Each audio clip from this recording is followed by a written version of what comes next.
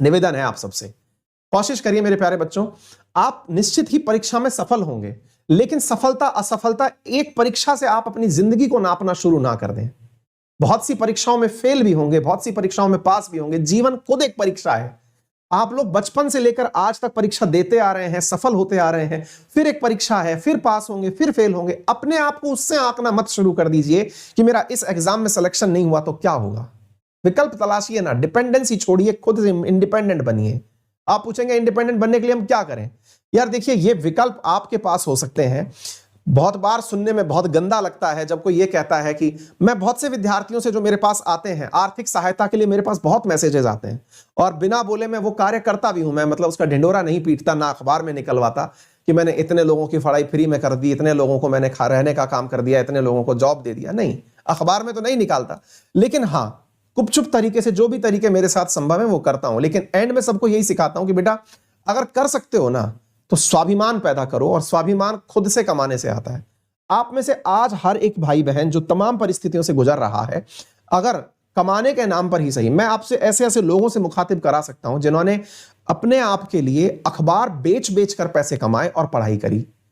मेरे कई मित्र ऐसे हैं जो कि इस समय बहुत अच्छी अच्छी पोजीशंस पर बैठे हैं, जिन्होंने रात को गार्ड की नौकरी करी है और दिन में एक बहुत ही शानदार एग्जाम पास किया है। हमारे सामने एग्जाम्पल्स भरे पड़े हैं।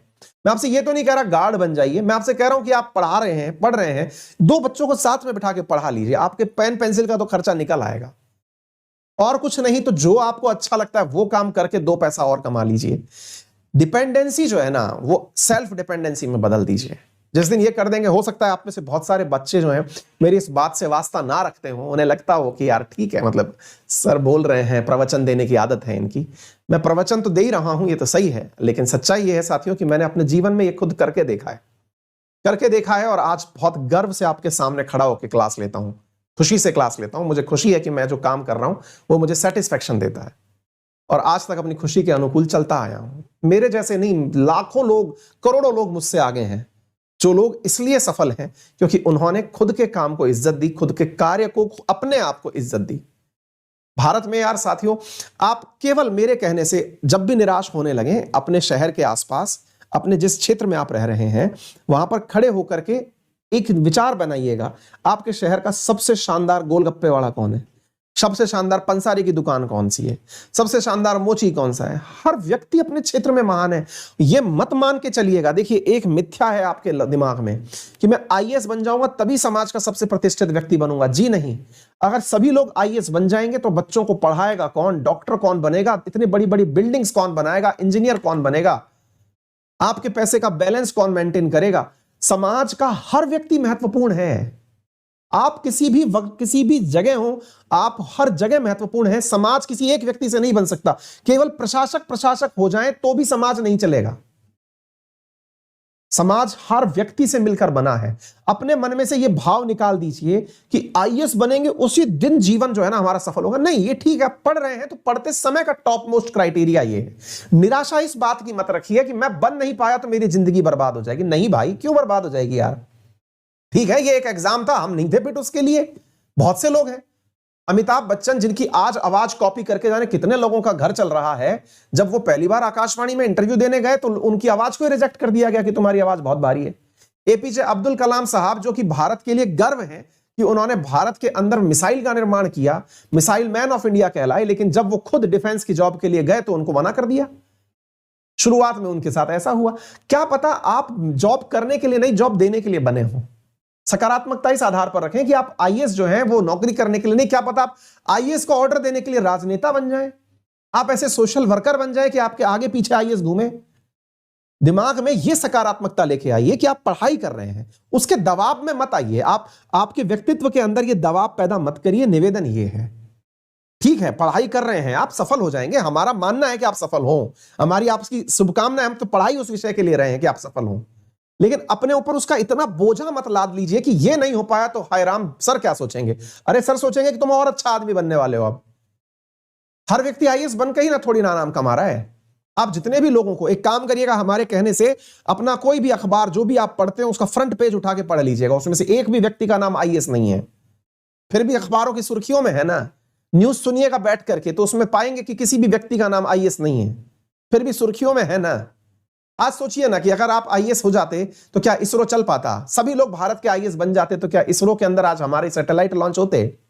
क्या सीडीएस विपिन रावत जी जैसे लोग हमारे देश के लिए नाम कमाते? विचार करिए। राजनीति हो, कहीं भी हो, डिफेंस हो, तमाम सेक्टर, सबसे मिलकर हिंदुस्तान बनाए। कोई यदि ये कह देना कि साहब मैं जो है ना, क्या बोलते हैं, बाबू बनना चाहता हूं, अरे बनो ना यार, तुम्हारा योगदान है इस देश में भाई। आप अपने आप को नीचा समझना बंद करिए। ये जो हमारे यहां पे है ना, सबसे बढ़िया तो वही है क्योंकि उससे सब डरते हैं। ऐसा नहीं है भाई।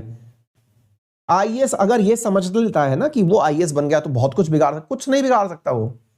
आप किसी का बिगाड़ने के लिए कुछ नहीं बन रहे हैं। Is administrator to facilitate you, ताकि आपको एक विभाग से दिक्कत हो दूसरे से ना हो, मैनेज करने के लिए हो। समझिए मेरा निवेदन, अगर कुछ भी सही सकारात्मक रूप से आपके दिमाग में जाए तो उसको अपनी लाइफ में उतारिए। मेरा मैसेज आपको समझ में आए तो कृपया करके उसे सकारात्मक रूप से उतारिए। हम पूरी तरह सकारात्मकता के साथ आपके साथ खड़े हैं, लेकिन दिमाग में से यह बर्डन उतार दीजिए कि मैं जिस दिन आईएएस बन जाऊंगा उस दिन जीवन बन करके मेरा तो सफल होगा। अरे यार, हमारे कोर्स आप नहीं खरीदेंगे, कोई और खरीद लेगा। मैं कोर्स बेचने के लिए आपको आईएएस नहीं बना रहा हूं मेरे भाई। बनना है बनिए, खुश रहकर पढ़िए, जिस काम में मजा आ रहा है करते रहिए। दबाव में अक्सर परफॉर्मेंस बिगड़ जाता है। अंडर प्रेशर खुद सचिन तेंदुलकर आउट हो जाते थे। नर्वस 90 एक शब्द निकल के आया था उन दिनों। सचिन शतक नहीं बना पा रहे थे क्योंकि उनके ऊपर शतक का दबाव क्रिएट कर दिया था कि सचिन के अब इतने शतक होने जा रहे हैं। बस वो न्यूज खुद पढ़ते थे, खुद नर्वस हो जाते थे। सोचिए, क्रिकेट का महानायक खुद नर्वस हो जा रहा है। दबाव में अक्सर परफॉर्मेंस बिगड़ जाते हैं प्यारे साथियों। अपने को दबाव में मत डालिए। ठीक है, पढ़ रहे हैं तो पढ़ाई का जो सर्वोच्च गोल है वो प्राप्त करना है, दैट्स ऑल। पढ़ाई का सर्वोच्च गोल है कि भाई सक्सेसफुल होना है। ठीक है, नहीं हुए कोई बात नहीं, अपनी मेहनत से संतुष्ट हो जाइए। जिस दिन तैयारी करके बाहर निकले उस दिन आंखों में आंखें डालकर अपने आप से यह कह सके कि मैंने जो मेहनत की थी उसके हिसाब से मुझे चीज मिल गई। अपनी मेहनत पर संदेह ना हो, अपने समय की बर्बादी पर संदेह ना हो कि मैंने इतना समय दिया वेस्ट चला गया। नहीं, आपने जो मेहनत की, अगर आप उस मेहनत के बावजूद फेल भी होते हैं ना, गर्व होगा आपको इस बात पर कि यार मैंने तो मेहनत की थी, लेकिन शायद कंपटीशन में जो और लोग बैठे थे उनने मुझसे भी ज्यादा मेहनत की थी। ठीक है, हो सकता है कुछ बच्चों के जीवन में यह परिवर्तन लाए।